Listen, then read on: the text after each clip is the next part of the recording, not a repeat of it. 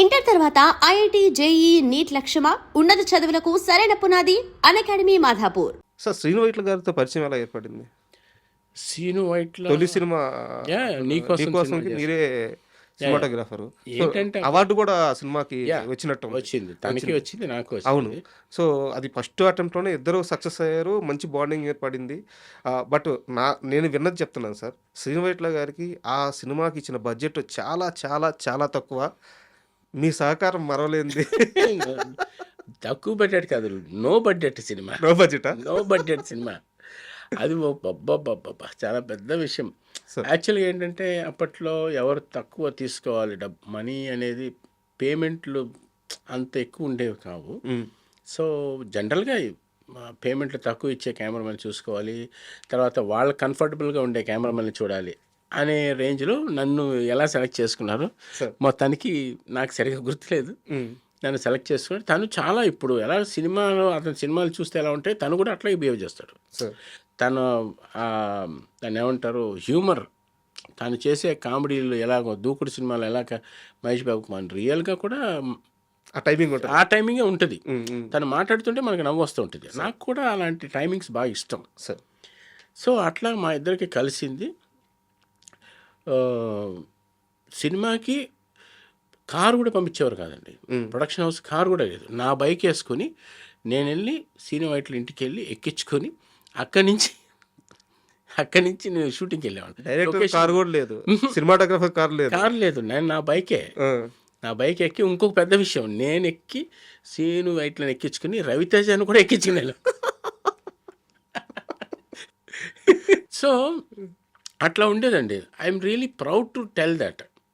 So అంత కష్టపడి సినిమాలు ప్యాషన్గా చేసాం. సినిమాలు డబ్బులు గురించి చేయలేదు, ప్యాషన్, ఏదో సాధించాలి, ఏదో చేయాలని.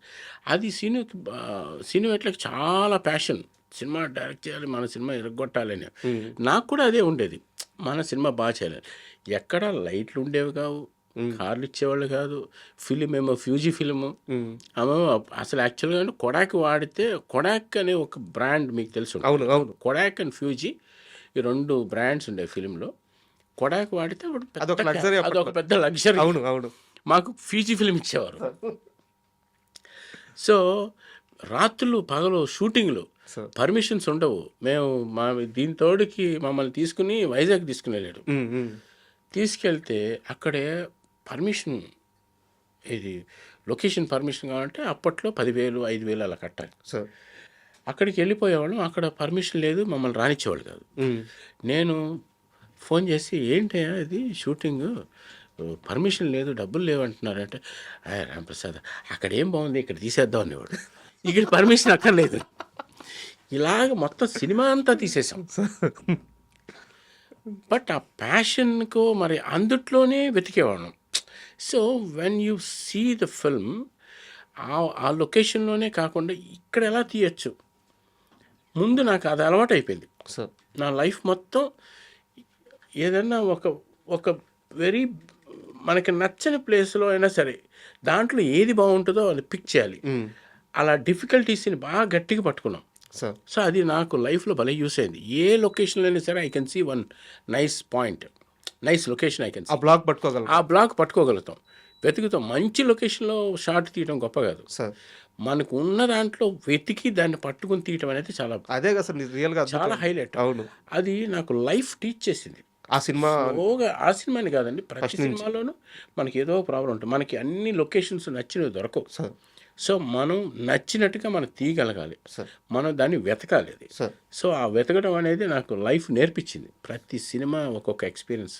నీకోసం సినిమాకే ఏదో సెట్, పాత సెట్ ఉంటే నీకోసం అది ఒక మంచి ఇన్సిడెంట్.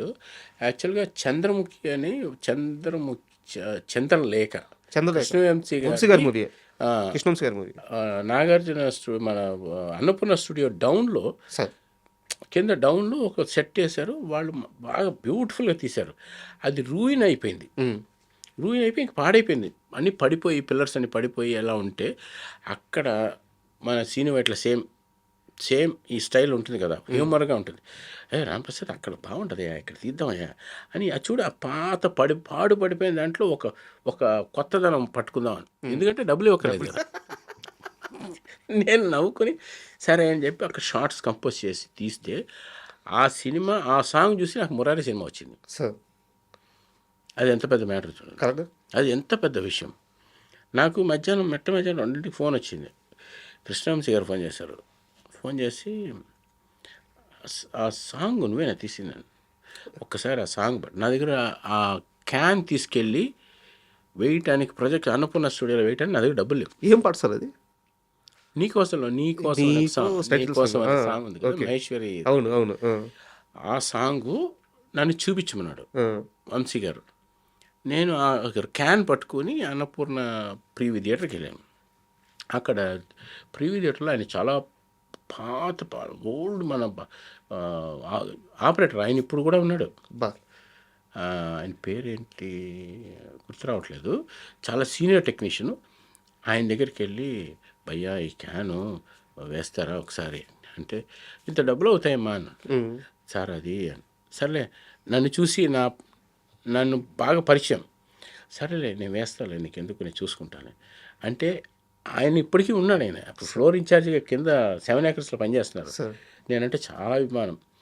ఆయన సరే ఫ్రీగా ఎవరికి చెప్పకుండా ప్రాజెక్ట్ చేస్తే వంశీ చూసి నాకు ఆ సినిమా ఇచ్చారండి. మురారి ఇచ్చారు.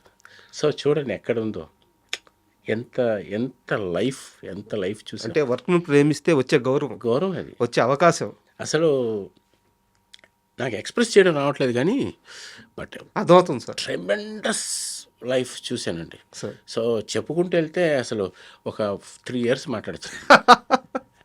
అండ్ మురారి సార్, మురారి మార్చింది ఒక్క మీ జీవితాన్నే కాదు, మహేష్ బాబు గారి జీవితాన్ని మార్చింది, మీ జీవితాన్ని మార్చింది. కృష్ణ గారికి లైఫ్లో ఎనలేని ఆనందాన్ని ఇచ్చింది. కృష్ణ గారి ఫ్యాన్స్కి, మహేష్ బాబు ఫ్యాన్స్కి మురారి అనేది ఒక ఎమోషన్. అంటే అన్ని సినిమాలు ఒక ఎత్తు, మురారి మాత్రం ఒక ఎత్తు. సో ఆ అద్భుతాన్ని చిత్రీకరించిన వ్యక్తి మీరు. Thank you. సో ఆ మురారి గురించి మనం కాస్త ఎక్కువగా మాట్లాడుకుందాం సార్. తప్పకుండా. అండ్ ఫస్ట్ క్వశ్చన్ వచ్చేసి, సినిమాలు పక్కన పెడితే కృష్ణవంశీ గారి ప్రభావం మీ పైన చాలా గట్టిగా పడింది అనుకోవచ్చు రియల్ లైఫ్లో కూడా, ఆ మొండితనం. ఎస్ అండి, కృష్ణవంశీ గారు వెరీ ప్యాషనెట్ డైరెక్టర్. సార్ ఆయన్ని మొండి అని చెప్పాలా, ప్యాషన్ అని చెప్పాలా, నాకు ఇప్పటికీ ఇంకా ఆలోచిస్తే నేను సపరేట్గా ఆలోచించాలి దాని గురించి. అది మొండి కాదు, ఇంకోటి ఫ్యాషన్ కూడా కాదు సార్, పిచ్చే. ఎందుకంటే డెవిల్ డైరెక్టర్. ప్రాక్టికల్గా చూసే ఒకరోజు సెట్లో ఉన్నాను, నక్షత్రం సినిమాకి సార్. జస్ట్ హీరో సర్టిఫికేట్లు అట్లా ఎగరాలి. ఒక ఫైట్ అయింది, ఒక షాట్ కొడతాడు, ఒక పంచ్ ఇస్తాడు, హీరో సర్టిఫికేట్ అట్లా ఎగరాలి. నేను 7:30కి వెళ్ళి కృష్ణవంశీ గారు ఏదైనా చూస్తున్నాను. నేను జస్ట్ అక్కడ కిషోర్ అని చెప్పి అసోసియేట్ తెలిసిన వ్యక్తి అయితే లోపలికి ఎంటర్ అయ్యాను. కృష్ణవంశీ గారు ఏదని చెప్పి మొత్తం అటు చూస్తున్నా. ఒక వ్యక్తి చిన్న షార్ట్ వేసుకొని, ఒక పాత బనీన్ వేసుకొని, జుట్టు కూడా సరిగ్గా దూకోలేదు, మట్టిలో కూర్చొని ఆయన పేపర్లు ఎగరేస్తున్నాడు. ఎందుకంటే ఇంతకుముందు అసిస్టెంట్లు ఎగరేశారంట, ఒక 6 సార్లు ఎగరేశారంట, పేపర్లో ఆయనకి కావాల్సినట్టు దిగలేదంట. అసలు వంశీ గురించి నాకే చెప్తా, నాకు తెలిసినట్టుగా ప్రపంచంలో వంశీ గురించి ఎవరికి తెలియదండి. నాకు అసలు నేనే చెప్తాను. నెక్స్ట్ ఇంకో కాస్త ఒక 1.5 hour 2 hour అయింది సార్. షార్ట్ చూస్తున్నాడు, 4 ఇడ్లీలు పెట్టుకొని వచ్చారు, ఇటు తిన్నారు. ఏం తింటాడో తెలియదు. నేను వెనకాలే ఉన్నా. ఇటు తిన్నారు, అసలు ఎన్ని తిన్నారో అక్కడ ఏమున్నాయో ఆయన పట్టించుకోలేదు.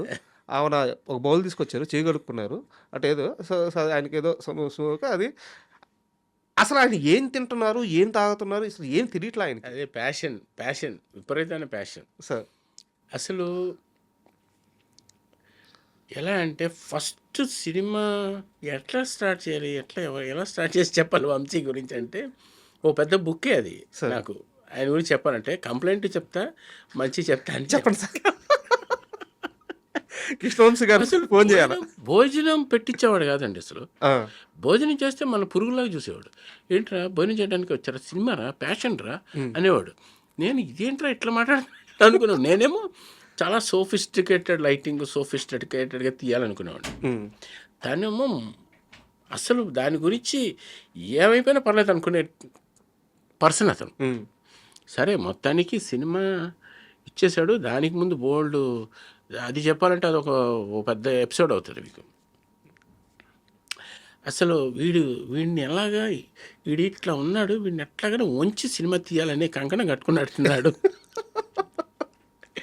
నేను అసలు ఏది కూడా మైండ్లో పెట్టుకోను. అసలు నా స్టైల్ ఆఫ్ లైటింగ్ నేను చాలా అసలు పాలిష్డ్గా ఉండాలి ఈ సినిమా అనే ఫీల్లో సార్ అని, అలాంటి టైప్ ఆఫ్ మెంటాలిటీ నాకు. మ్మ్. అసలు నీట్గా ఉండాలి, ఏది ముట్టుకోకూడదు, కెమెరా అంటే ఎవరు టచ్ చేయకూడదు అనుకునేవాడిని.